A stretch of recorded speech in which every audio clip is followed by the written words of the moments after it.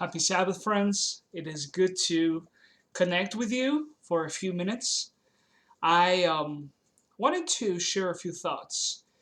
We are right now in our journey through Matthew in the Beatitudes. We've talked a lot about Galilee, about the land of Nebulun, Zebulun, difficult names, and Naphtali, how it connects with Syria, how Jesus goes and brings the gospel to them first.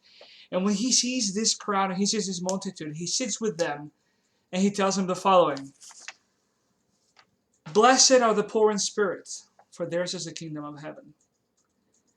Now, if I were to ask you, what are the Beatitudes all about?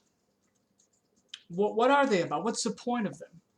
Well, I would say, there is a beautiful way in which David Asscherick describes the Beatitudes, not only the Beatitudes in and of themselves, but everything that Jesus does, how he interacts with people, and the point he's trying to make. And he says the following: in the Gospel of Matthew and in the relationships of Jesus, the in crowd becomes the out crowd, and the out crowd becomes the in crowd. And we see this very clearly in this first beatitude. Blessed are the poor in spirit, for theirs is the kingdom of heaven. Everyone listening expected the kingdom of heaven to be for the Pharisees, for the Sadducees, for the religious leaders, for those who had privileged sitting at the synagogue every Sabbath. But yet God comes to the outcasts, to the Galileans, to the Syrians, to the sick, to the demon-possessed, and he says, the kingdom of God is for all of those like you, all of those who are poor in spirit, all of those who have been told by society that they weren't good enough, by religious leaders that they weren't good enough, that they deserved the misery, the pain, and the suffering that they had. The kingdom of God is for you. And I love that. The in crowd, according to society, according to societal norms, becomes the out crowd, and the out crowd becomes the in crowd. Now, why? Well, to a big extent, and we've seen this very clearly, especially in an interesting way with John the Baptist and the crowd around him. But a lot of these initial in crowd had a huge sense of entitlement, religious entitlement. They had shaped a God according to their own liking, and thus built all these expectations and these assumptions about the Messiah. And when the Messiah came, he broke all of them one by one. And so they became the out crowd. And the out crowd, who grew up thinking that God had punished them and pushed them as far away as he could from him, from himself, suddenly start pressing on to Jesus, receiving not only his healing and deliverance for their bodies and their minds, but also for their souls. And how beautiful is to see that the out crowd becomes the in crowd. The kingdom of God is for them. And so it keeps going, and it describes this out crowd, right? It says, blessed are the poor in spirit, blessed are those who mourn, blessed are the meek, blessed are those who hunger and thirst for righteousness, blessed are the merciful, blessed are the pure in heart, blessed are the peacemakers, blessed are those, and we get into the conclusion, who are persecuted because of righteousness, for theirs is the kingdom of heaven. And so this is very interesting. You begin with the kingdom of heaven, you finish with the kingdom of heaven. The kingdom of heaven is for those who are poor in spirit, and then the poor in spirit is described as peacemakers, merciful, grieving, hungering and thirsting for righteousness, for a better kingdom. Right? There's a lot of echoes to Hebrews 11 here. But then we get at the end, and again, blessed are now the persecuted for God's sake, for theirs is the kingdom of heaven.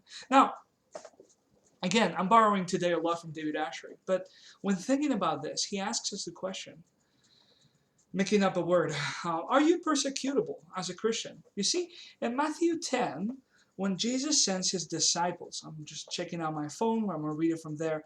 Matthew 10, verse 16, Jesus is commissioning and sending his disciples. He says, behold, I am sending you out as sheep in the midst of wolves. So be wise as serpents and innocent as doves. And then he explains why. He says, beware of men, for they will deliver you over to the courts and flog you in their synagogues. You will be dragged and blah, blah, blah. In other words, persecution seems to be almost kind of a natural consequence to being a follower of Jesus and a citizen of the kingdom, according to the Beatitudes. If you truly are a citizen of the kingdom, if you are poor in spirit, if you're hungering and thirsting for righteousness, if you're a peacemaker, you're going to be persecuted. You're going to be persecutable because this world does not like peacemaking. This love does not like righteousness, that which you're hungry and thirsty for. This world is wanting to keep you as the out crowd and make the kingdom of God one of merits, one of power, and one of reputation and human lust at the end of the day.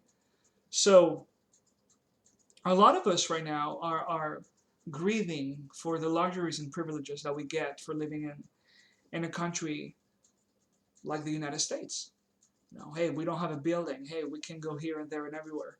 Um, are we getting too comfortable in the world that we live in, as far as the system, the political system, the privileges that this political system gives us? Are we getting too comfy in the way of life, in the cultural Christianity that we have built for ourselves, forgetting that Christianity unavoidably will bring persecution?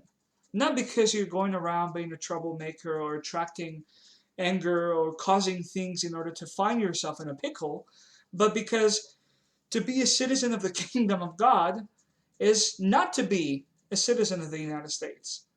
To be a citizen of the kingdom of God means not to be a Republican or a Democrat, but to be a follower of Jesus, primarily, above everything else.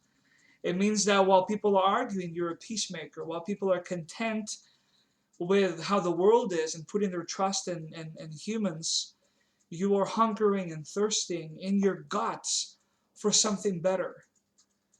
And it means that when people tell you to shut up, you speak up and you press on to Jesus. So friends, there's so much that we could say about this, but I want to conclude with two things. The kingdom of God is for you. If you feel like the out crowd, if you always feel less than, if you don't feel good enough, if you've grown to believe that what you hear every Sabbath in church and what you see people share is for everyone else but you, well, be happy. Consider yourself extremely blessed and extremely lucky, for the kingdom of God is exactly for you, for the Galileans, for the Syrians, for the Gentiles, for the rejected, for the Joels. The kingdom of God is for you. And take heart, the kingdom of God is going to make you persecutable. If your beliefs are as radicals as the Jesus you follow, um, seeking and hungering for Eden, for the world that should have been, for the world that ought to be, and if you're living not in this world, not abiding to this world, but abiding in anticipation of the world that will be when Jesus comes back, then it is going to bring trouble. But again, the wonderful promise of Jesus: take heart, for I have overcome the world.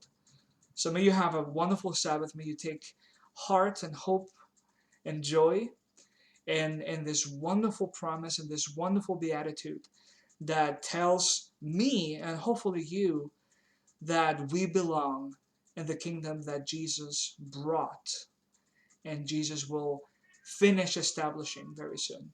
I love you guys.